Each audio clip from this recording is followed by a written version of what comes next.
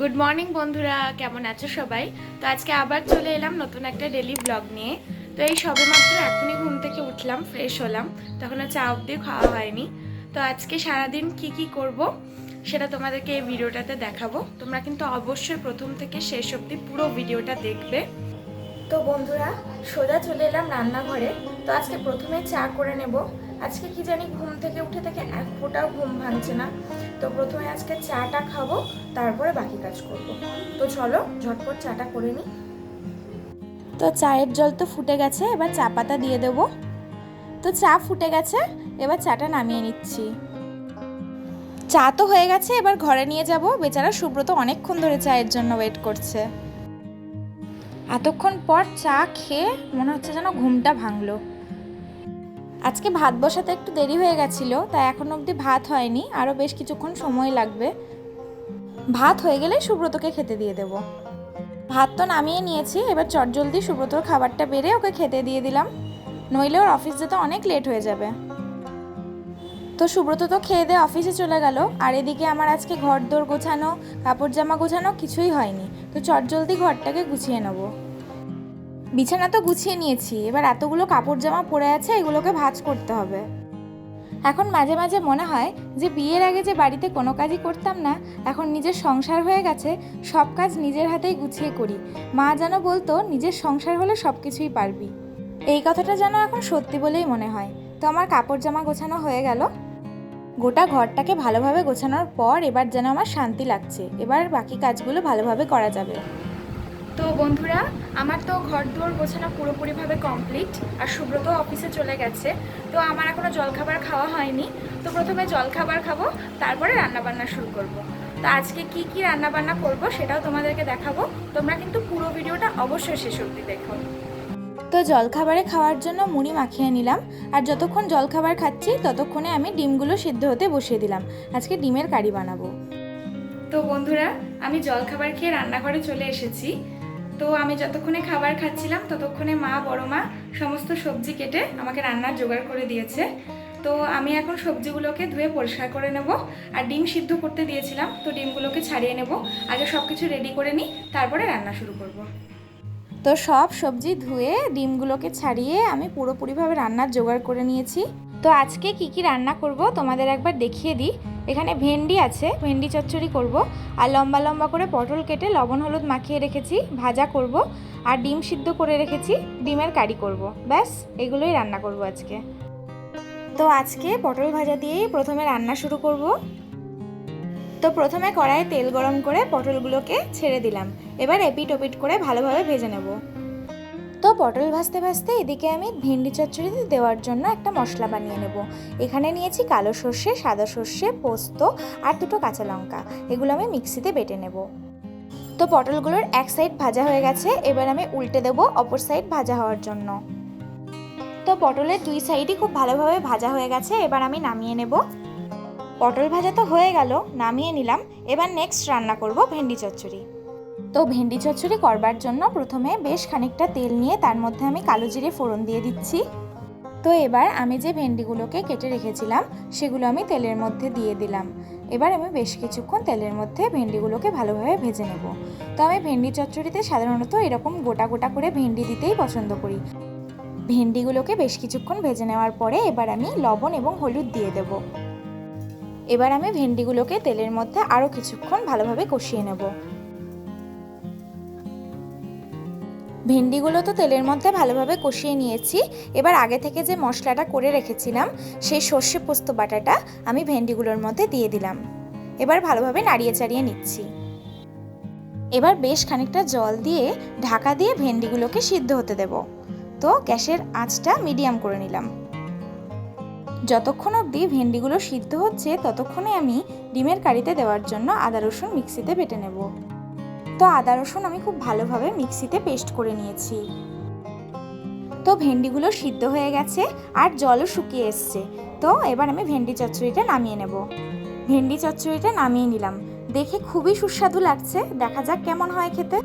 এবার ডিমের কারি করবার জন্য আমি সেদ্ধ ডিমগুলোকে লবণ হলুদ দিয়ে তেলের মধ্যে হালকা করে ভেজে নিচ্ছি। ডিমগুলোকে হালকা করে ভেজে নিয়ে আলাদা পাত্রে আমি তুলে নিয়েছি। এবার আলুগুলোকে লবণ হলুদ দিয়ে খুব ভালোভাবে তেলের মধ্যে কষিয়ে নিচ্ছি। আলুগুলোকে খুব ভালোভাবে তেলের মধ্যে কষিয়ে নিয়েছি, এবার তুলে নেব। এবার তেলের মধ্যে বেশি করে পেঁয়াজ দিয়ে দিয়েছি আর দুটো চেরা কাঁচা লঙ্কা দিয়ে দিয়েছি। ভালোভাবে পেঁয়াজগুলোকে তেলের মধ্যে ভেজে নেব।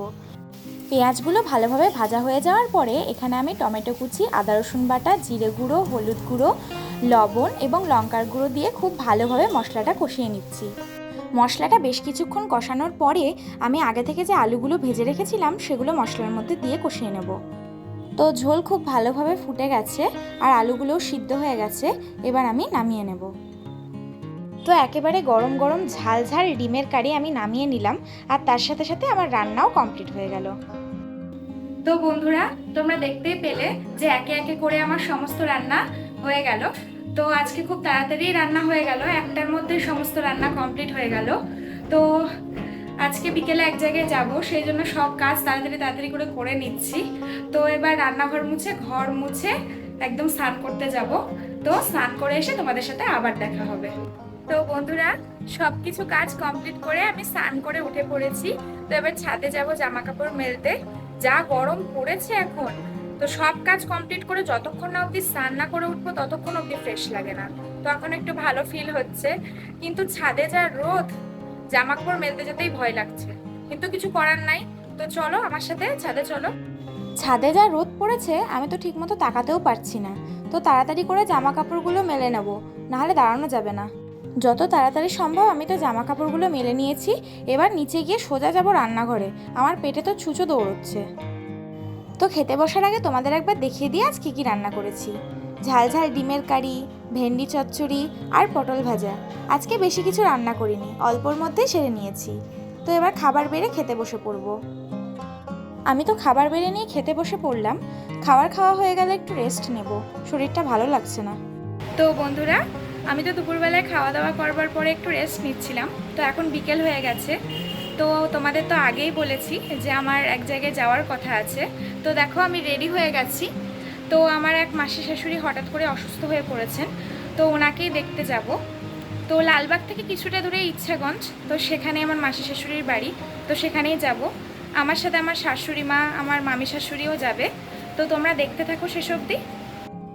তো আমি তো এক্ষুনি বাড়ি থেকে বেরালাম, আমার শাশুড়ি মাও আমার সাথে যাচ্ছে। তো আমি তো মাকে নেওয়ার চেষ্টা করছিলাম, তো মা খুবই লজ্জা পাচ্ছিল ভিডিওতে আসতে।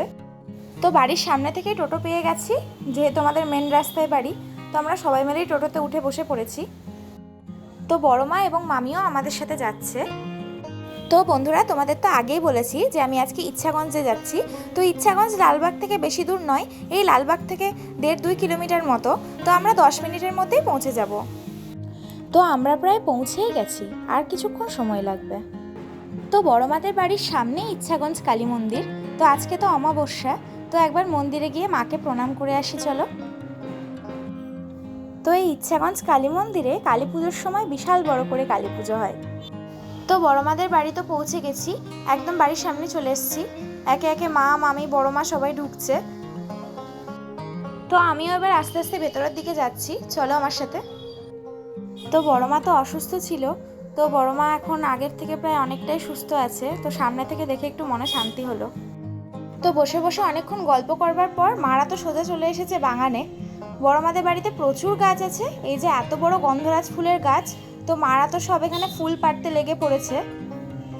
গল্প করতে করতে তো সন্ধে হয়ে গেল। তো মারা একটু লেট করেই বাড়ি যাবে, ওই জন্য সুব্রতকে ফোন করে বললাম যে কাজ থেকে ফেরার পথে আমাকে বাড়ি নিয়ে যাও। তো সুব্রত তো আমাকে নিতে চলে এসছে, এবার আমরা বেরিয়ে যাব। তো বড় মাদের বাড়ি থেকে তো বেরিয়ে পড়লাম। তো এবার বাইকে করে বাড়ি যাচ্ছি। এতক্ষণ যা পরিমাণে গরম লাগছিল, বাইরের হাওয়া নিয়ে বেশ শান্তি লাগছে। তো বন্ধুরা, এই মাত্র আমরা বাড়ি ঢুকলাম। তো আজকের ভিডিওটা আমি এখানেই শেষ করছি। তো আজকের ভিডিওটা তোমাদের কেমন লাগলো সেটা অবশ্যই তোমরা কমেন্ট করে জানিও। আর আমার ভিডিও ভালো লাগলে অবশ্যই লাইক, শেয়ার এবং আমার চ্যানেলটিকে সাবস্ক্রাইব করে দিও। তো দেখা হবে পরের ভিডিওতে। Bye, good night.